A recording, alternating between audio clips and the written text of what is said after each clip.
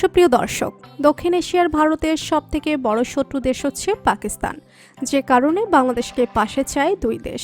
বর্তমানে ভারতের সাথে কোনো প্রতিবেশী দেশের সম্পর্ক ভালো নয়। শেখ হাসিনা সরকারের পতনের পর থেকে ভারত দক্ষিণ এশিয়া অঞ্চলে বন্ধুহীন রাষ্ট্র হয়ে পড়েছে।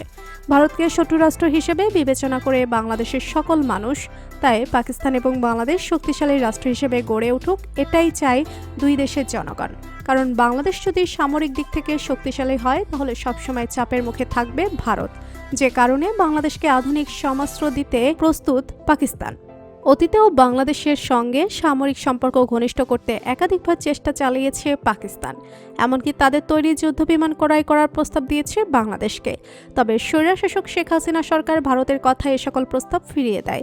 2008 সালের পূর্বে পাকিস্তানের সাথে বাংলাদেশের সম্পর্ক খুবই ঘনিষ্ঠ ছিল। সে সময় পাকিস্তান থেকে বাংলাদেশ সেনাবাহিনী স্বল্প পরিমাণের সমরাস্ত্র ক্রয় করত। পাকিস্তান থেকে অস্ত্র ক্রয়ের বিষয়ে ভারত সরকার একবার আপত্তি জানালেও সেটিকে পাত্তা দেয়নি বাংলাদেশ, কারণ বাংলাদেশের কৌশলগত নিরাপত্তা রক্ষা করার স্বার্থে পাকিস্তানের সাথে সম্পর্ক রাখা গুরুত্বপূর্ণ।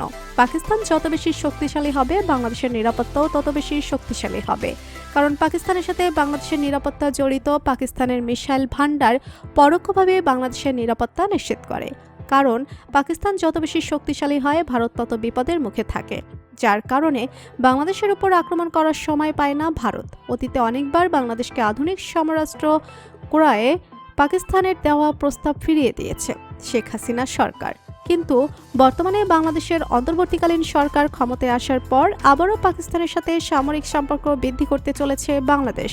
তাই পাকিস্তান মিসাইল তৈরির প্রযুক্তি নিয়ে বাংলাদেশকে সহযোগিতা করতে প্রস্তুত।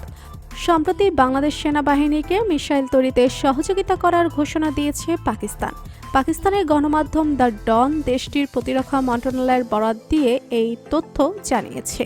পাকিস্তানকে বলা হয় মুসলিম বিশ্বের মিসাইল ভান্ডার।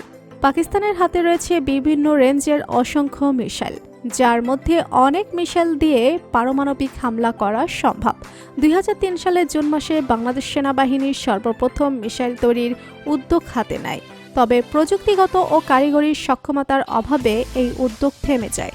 তবে সম্প্রতি বাংলাদেশ সেনাবাহিনী আবারও মিসাইল তৈরির উদ্যোগ হাতে নিয়েছে। এজন্য বাংলাদেশের প্রতিরক্ষা দপ্তর পাকিস্তানের কাছে সহযোগিতা চেয়েছে, আর বাংলাদেশের সেনাবাহিনীর এই আহ্বানে ইতিবাচকভাবে সাড়া দিয়েছে পাকিস্তান। আগামী কয়েক মাসের মধ্যে পাকিস্তান সেনাবাহিনীর উচ্চ ক্ষমতা সম্পন্ন একদল মিসাইল বিশেষজ্ঞ গাজীপুরে অবস্থিত বাংলাদেশ সেনাবাহিনীর অর্ডিন্যান্সে ফ্যাক্টরিতে আসতে যাচ্ছেন। পাকিস্তানের এই মিসাইল বিশেষজ্ঞরা বাংলাদেশ সেনাবাহিনীর ডিফেন্স টেকনোলজিস্টদের আধুনিক মিসাইল তৈরিতে সহযোগিতা করবে। বাংলাদেশ সেনাবাহিনী পাকিস্তানের মিসাইল ভান্ডারকে কাজে লাগিয়ে বাংলাদেশ সেনাবাহিনীকে আরও শক্তিশালী করে তুলতে পারবে, কারণ বাংলাদেশের পক্ষে পাকিস্তান থেকে খুব সহজে আধুনিক মিসাইল তৈরির প্রযুক্তি পাওয়া সম্ভব। বাংলাদেশ সেনাবাহিনী এই সুযোগ গ্রহণ করতে পারলে দেশের মিসাইল ভান্ডার সমৃদ্ধ হবে। পাকিস্তানের শক্তিশালী মিসাইল ভান্ডার বাংলাদেশের জন্য অত্যন্ত গুরুত্বপূর্ণ। পাকিস্তান এই মুহূর্তে অসংখ্য মিসাইল তৈরি করলেও বাংলাদেশের জন্য সবগুলো উপযুক্ত নয়। তাই আমরা এখন জানব পাকিস্তানের কোন মিসাইলগুলো বাংলাদেশের নিরাপত্তার জন্য গুরুত্বপূর্ণ ভূমিকা পালন করবে। পাকিস্তানের কাছে সর্বোচ্চ 5000 কিলোমিটার রেঞ্জের ব্যালিস্টিক মিসাইল রয়েছে। বাংলাদেশ সেনাবাহিনীর এত বেশি রেঞ্জের ব্যালিস্টিক মিসাইলের প্রয়োজন নেই, কারণ বাংলাদেশ থেকে ভারতের রাজধানী দিল্লির দূরত্ব 1877 কিলোমিটার। ভারত ও মিয়ানমারকে কভার করতে সর্বোচ্চ 2000 কিলোমিটার রেঞ্জের মিসাইল বাংলাদেশের প্রয়োজন। এক্ষেত্রে পাকিস্তানের শাহিন এক ব্যালিস্টিক মিসাইল হবে বাংলাদেশের জন্য সবথেকে বেশি কার্যকরী।